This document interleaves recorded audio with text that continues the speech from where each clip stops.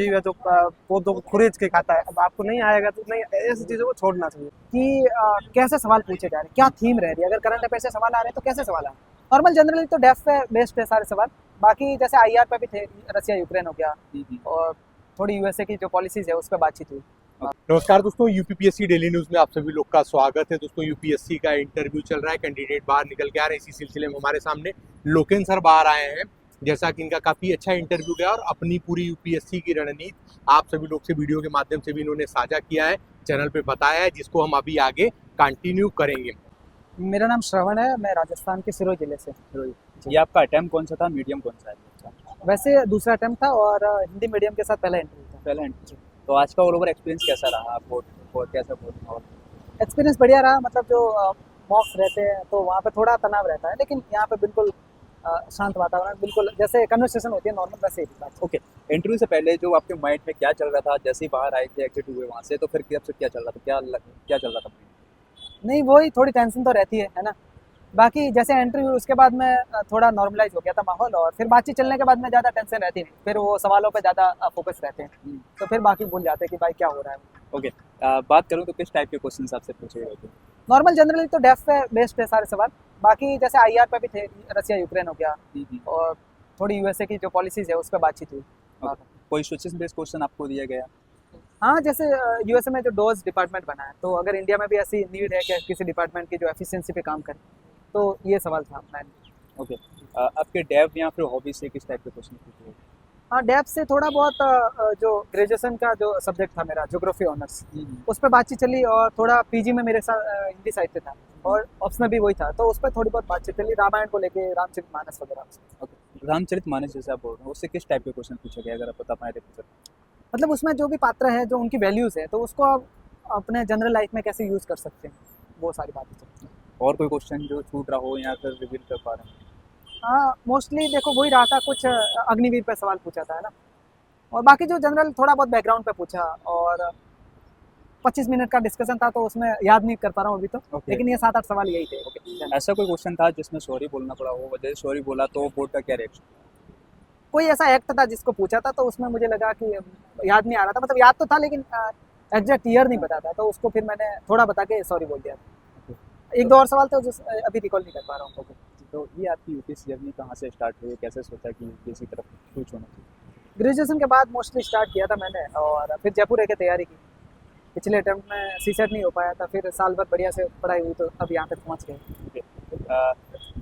आखिर क्या लगता है कि यूपीएससी की जर्नी क्या मांगती है एक्चुअली एक एस्पिरेंट से? थोड़ा डिसिप्लिन होना चाहिए, सेल्फ डिसिप्लिन जिसको कहते हैं, और कंसिस्टेंसी के साथ में मोटिवेटेड रखना खुद को।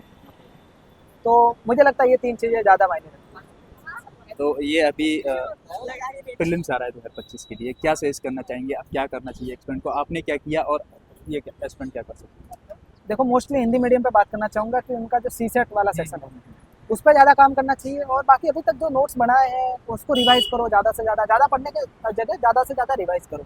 करंट अफेयर्स पे थोड़ा फोकस रखो। बाकी जितने टेस्ट दे सकते हो उतने टेस्ट दो प्रीवियस ईयर के साथ में। ओके, जैसे आप बात कर रहे हैं सीसेट को लेकर, तो सीसेट की क्या अच्छी स्ट्रेटजी होनी चाहिए? क्या आपने कहीं से टेस्ट सीरीज ज्वाइन किया, या कोई बुक हो, स्पेशल बुक आपने वहाँ पे ज्वाइन? बुक वगैरह तो मैंने नहीं पढ़ी। मोस्टली मैंने पीवाईक्यूज जो होते हैं पिछले 7-8 सालों के, उस पर फोकस रहा मैं। फिर जो कुछ कोचिंग के जो टेस्ट सीरीज वगैरह थे, तो उनको देखा, तो मोस्टली वो ज़्यादा मायने रखता है कि जो प्रीवियस ईयर है उसको बेस बना के थीम तैयार करो कि भाई क्या सवाल पूछे जा रहे हैं, फिर उनकी जितनी ज़्यादा से ज़्यादा प्रैक्टिस हो सके वो करें। ओके, आपने जैसे बताया पीवाईक्यू, तो पीवाईक्यू लेकर आपने कोई कहीं से सोशल मीडिया से लिया था, गूगल किया था, या फिर कोई पर्टिकुलर बुक उठाई थी किसी राइटर की? नहीं, मार्केट में बहुत सारी कोचिंगों वगैरह की भी बुक्स वगैरह है, तो उनको रेफ़र कर सकते हो। बाकी पीडीएफ वगैरह भी बहुत सारी अवेलेबल रहती है, उनको ऑनलाइन एक्सेस भी कर सकते हो। तो ये चीज़ है। ओके, प्रीलिम्स पेपर 1 के लिए क्या स्ट्रेटजी होनी चाहिए बेस्ट, जीएस 1/2? उसमें जैसे जीएस वाला जो सेक्शन है, अगर फंडामेंटली अपन ने उसको कवर कर रखा है, तो ज़्यादा से ज़्यादा पीवाईक्यूज़ करो और रिवाइज करते रहो करंट अफेयर्स के साथ में। और मुझे लगता है पीवाईक्यूज़ में सारा सार छुपा हुआ है। अगर उसको अच्छे से कर लिया तो अपने को स्ट्रेटेजी पता चल जाती है कि कैसे सवाल बन रहे हैं, कैसे एलिमिनेट करने हैं सवालों को, क्योंकि वो ज़्यादा जरूरी है। सभी सवाल नहीं कर सकते, एलिमिनेशन कैसे करना है, तो वो पीवाईक्यूज़ से अपन उसका आइडिया लगा सकते हैं। अभी मार्केट में पीवाईक्यू के लेकर बहुत सारी बुक हैं प्रीलिम्स पेपर 1 के लिए, तो क्या लगता है कि कौन सी बुक बेस्ट होगी अगर आपने कौन सी बुक ली? क्योंकि जिसमें एक्सप्लेनेशन मिल जाता है, और पूरी चीज़ और थीम उसमें पता चल जाती है। ऐसी कोई बुक आप सजेस्ट करना? बुक सभी जैसे बहुत सारे पब्लिशर्स ने छापी हुई है। मुझे लगता है कोई सी भी एक उठा लो, किसी भी कोचिंग की हो, किसी भी पब्लिशर की हो, क्योंकि सबका कंटेंट सेम ही रहता है ना, उसका जो सॉल्यूशन वगैरह वो सब सेम रहता है। किसी की भी राइटर को उठाओ और उसको करना स्टार्ट करो। ओके सॉल्व करना ज़्यादा जरूरी है, बुक कोई सी भी हो। ओके। जी। कुछ एस्पिरेंट का कमेंट बहुत ज़्यादा आ रहा था कि अगर हम पीवाईक्यू देखते हैं तो कैसे हम पीवाईक्यू को पहचाने कि ये हमारे थीम है और इससे हम नोट्स बना सकते हैं, उसको कैसे पकड़ें?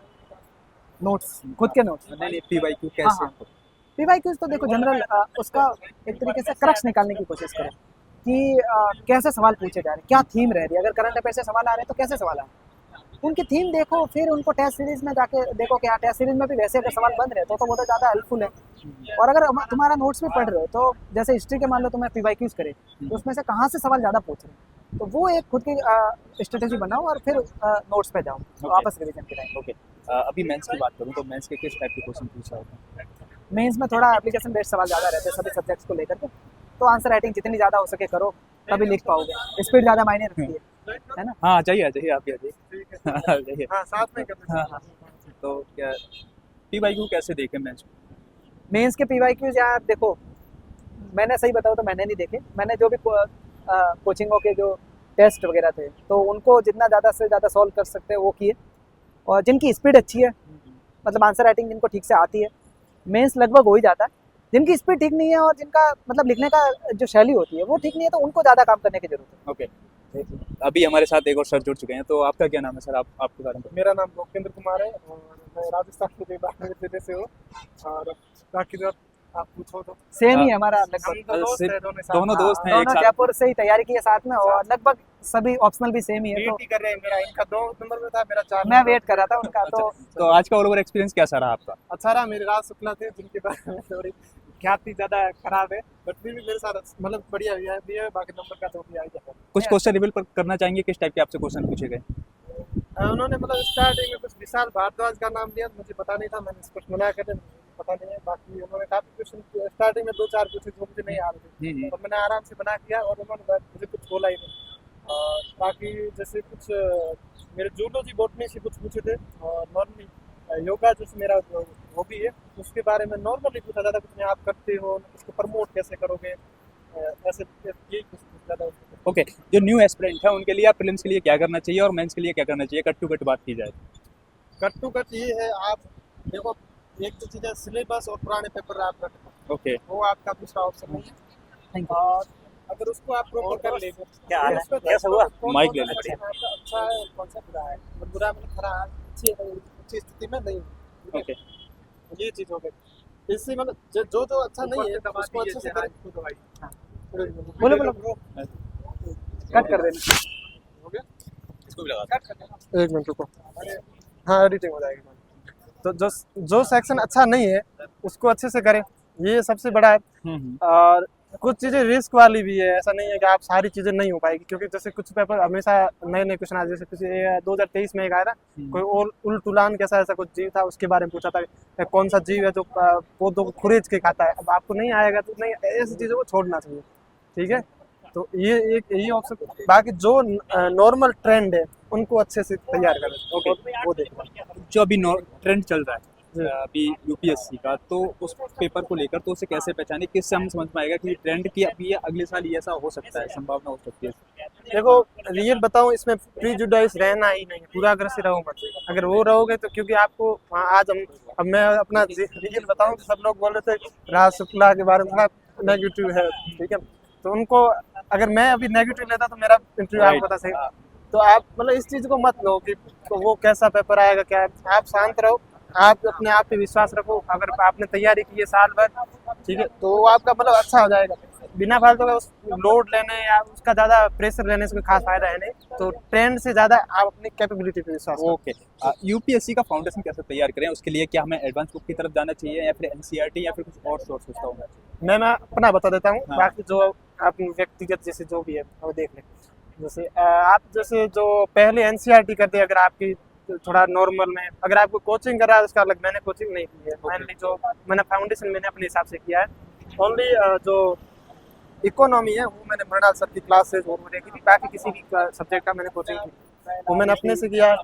उसके लिए मैं बोल रहा हूँ ना, आप सिलेबस पढ़ लो, सिलेबस के बाद पेपर पढ़ लो पुराने, चाहे हिंदी सॉरी मेंस का हो चाहे प्री का हो, दोनों का अच्छे से पढ़ लोगे तो आपको आइडिया रहेगा मोटा मोटा क्वेश्चन कहाँ से आ रहे हैं। बस ये सबसे मेन है। और मुझे जहाँ तक लगता है काफी लोग हैं ना इन चीजों को ही लैक करते हैं। Right. वो बस कोचिंग में किसी को मतलब इन लोगों को लगता है ये कोचिंग सब कुछ करा देगी, हकीकत इससे थोड़ी अलग है। अगर जो बंदा अपने हिसाब से इस चीज को रिसर्च कर लेगा, मैं मानता हूँ एक बार हो जाएगा, नहीं हो सिलेक्शन हो सकता है ऐसा। मैं खुद हूँ, मेरा खुद का चौथा अटेम्प्ट है तो हो जाता है। लेकिन आप एक लॉन्ग वे में लास्ट में आप विजेता रहोगे, ठीक है। वो मुझे लगता है अगर आप अपने आप से बहुत अच्छी से मेहनत करो, जो है सिलेबस और पुराने पेपर उसको प्रॉपर एनालाइज उनको अच्छे से पढ़ो, ये सबसे शानदार है। आंसर राइटिंग के लिए क्या करना चाहिए, क्योंकि आंसर राइटिंग कब से स्टार्ट कर देनी चाहिए और उसको मतलब आंसर को कैसे फ्रेम करना चाहिए? मैंने आंसर राइटिंग नॉर्मली पहले मैं केवल पेपर पढ़ता था और फिर मैं देखता था कि इस क्वेश्चन में क्या क्या चीज़ आएगी। जैसे अभी एक क्वेश्चन आया था मतलब 2014 का है जो मुझे याद आ रहा है कि पानीपत की उनकी भारत की जो साम्राज्य युद्ध है वो सारे पानीपत में क्यों लड़े थे। तो वो अब इस तरह से आपकी एक अप्रोच बननी चाहिए कि ये क्वेश्चन क्यों पूछा जा रहा है, इसका क्या मतलब क्या क्या कारण है।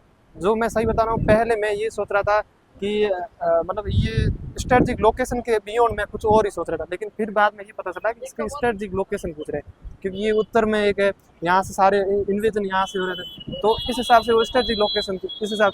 तो ये चीज़ें कब आपको समझना, जब आप बार बार क्वेश्चन पढ़ोगे। और यूपीएससी नॉर्मली जो टेस्ट सीरीज होती है उससे थोड़ा बियॉन्ड होता है। आप पेपर देख लो, इस बार भी हो, पुराना भी देख लेना, वो सारा जो बाकी कोचिंग वाले आपको जो रटा हुआ है वो पूछ रहे हैं, लेकिन यहाँ पे थोड़ा सा आपको दिमाग लगाना पड़ेगा। मैंने अभी मेंस लिखे सारे पेपर, तो सब में आपको वहाँ जाके ही आंसर बनाना पड़ता है, तो इसके लिए स्पीड पे काम करो। और मैंने अभी जैसे मेंस के और जो मेरे पास क्या 2 महीने थे, मैंने आरएस मेंस दिया था, तो मेरे पास मैं जुलाई के एंड में आया था और उस बीच में एक ट्रेजेडी हुई थी जिसके चलते वो कुछ लड़के डेथ हो गई थी, वो उसके कारण फिर बंद हो गया था 5-10 दिन।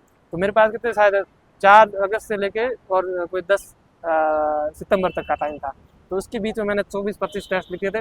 और वो बोलते हैं अंगुली थोड़ी बहुत दर्द करेगी लेकिन वो थोड़ा सह लेना, बाकी बेहतर होगा। यही है मेन। तो आप जैसे पहले पेपर पढ़ लो, फिर उसका देख सोच लो कि इसका और क्या डायमेंशन। और एक बार अगर आपने क्वेश्चन पेपर पढ़ लिया, दोबारा अगर उस सब्जेक्ट से रिलेटेड आप पढ़ोगे तो आपको मतलब सारे इनपुट मिल जाएंगे कि इसमें क्या लिखना है।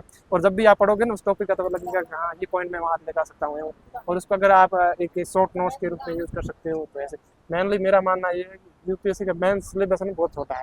प्री में थोड़ा वाइड नॉलेज चाहिए क्योंकि उसमें आपको गैस भी लगाना पड़ता है कि ये चीज़, हाँ ये चीज़ ऐसी है तो मतलब इसका मतलब ये नहीं होगा, ये होगा। वहाँ पे रिस्क जो बोलते हैं ना, रिस्क का मतलब ये है कि आपको इतना आइडिया है कि ये चीज़ है, लेकिन फिर उसका जो भी स्टेटमेंट है उल्टा सीधा, जो भी आप ऐसे कहकर नहीं ये नहीं ये गलत है वो होगा। अब गैस मार जो कुछ लोग बोलते हैं गैस करते, गैस का मतलब ये होता है, ये नहीं होता है कि इकड़म तिकड़म वो वाला सिस्टम नहीं दिखता है। गैस का मतलब वो गैस, जैसे आपको जो आधा नॉलेज पता है कि इस चीज़ नहीं है, फिर आपको 50-50 उसमें हो जाएगा तो आपसे हो जाएगा। और थोड़ा रिस्क टेकिंग है तो आप रिस्क ले लो, और इसके लिए बहुत प्रैक्टिस करो। टेस्ट मॉक टेस्ट अपने रूम पे ले, मैं किसी कोचिंग करना तो फेवर करता हूँ, मैं बताता हूँ, ठीक है। तो आप अपने हिसाब से जो भी अच्छी लगे करो, और आपका दिमाग में ये रहना मुझे यूपीएससी प्रीलिम्स निकालना। तो यूपीएससी का ट्रेंड देखना है, वो केवल प्रैक्टिस के रूप में। हाँ, उसको यूपीएससी का जो पुराने पेपर वो बार बार सोल्व करो, जितना हो सके उतना सोल्व करो। जितना बार बार पढ़ सकते हो बार पढ़ो, यही मेरे हिसाब से बड़ी चीज। ओके, आपने सब कुछ एकदम बता दिया और मेरा पूछने सारे डाउट खत्म हो गए। तो आपका मीडियम कौन सा था? मेरा हिंदी मीडियम था। हिंदी मीडियम था। अब जो एस्पिरेंट 2025 को टारगेट कर रहे हैं, प्रीलिम्स देने वाले हैं, अब उनको क्या करना चाहिए इस वक्त? अभी जैसे मैं अगर एक स्टेटमेंट बोलूँगा तो थोड़ा अलग होगा, क्योंकि किस लोगों का अलग अलग अभी सिचुएशन में, जैसे कुछ लोगों का प्रीलिम्स अच्छा है, मेंस वो जो आप समझ गए, मतलब अलग अलग सेक्शन अलग रहता है। तो जिस सेक्शन में अभी जो भी कमी है पहले इसको आइडेंटिफाई करें। फिर मैं बोल रहा हूँ टाइम देखें, आपके पास टाइम जितना टाइम है उस हिसाब से उस टाइम को लगाए और उस पर काम करें जो आप अच्छा कर सकते हैं। अब जैसे परमुटेशन कॉम्बिनेशन पिछले साल थोड़ा क्वेश्चन कम आए थे, लेकिन हर साल आते हैं, वो अच्छा है, उसको कर लो। नंबर सिस्टम है, वो अच्छे नंबर क्वेश्चन आ रहे हैं सी सेट का बोला, तो उसको अच्छे से करो। बाकी जैसे इकोनॉमी है या जो भी मेजर सब्जेक्ट है उनका जहाँ भी जो आपको लग रहा है ये एक क्रक्स बोले या फिर जो मेन कोर है उनको अच्छे से प्रिपेयर करें। और अगर ये चीज़ें अच्छे से कर ले, फिर देखो कुछ ऊपर नीचे होता है तो बाकी नहीं, तो बाकी सिलेक्शन तो हो जाएगा, मेरा ये मानना है। Okay sir, thank you so much and all the best. सबको भी ऑल द बेस्ट, जो भी अभी प्रीलिम्स दे रहे हैं, आगे जो भी जीवन, सबको ऑल द बेस्ट। बाकी थैंक यू, आपने इतनी देर बात की। ठीक है सर सबसे पहले तो बहुत बहुत धन्यवाद, आपने बहुत ही कीमती समय हम लोग के चैनल में दिया है और भविष्य के लिए बहुत ढेर सारी बधाई और शुभकामनाएं भी कि आपका सिलेक्शन इस बार किसी बड़े पोस्ट पे जरूर हो। जी तो जी हाँ दोस्तों, जो भी चैनल पर नया हो चैनल को सब्सक्राइब करके बेल आइकन जरूर प्रेस कर दें ताकि उत्तर प्रदेश लोक सेवा आयोग और नंबर विभाग से कोई भी महत्वपूर्ण अपडेट, साथ ही में से टॉपर्स की मोटिवेशन वीडियो आप जरूर से मिस ना होने पाए। मिलते हैं अगली वीडियो में, तब तक के लिए जय हिंद जय भारत, नमस्कार।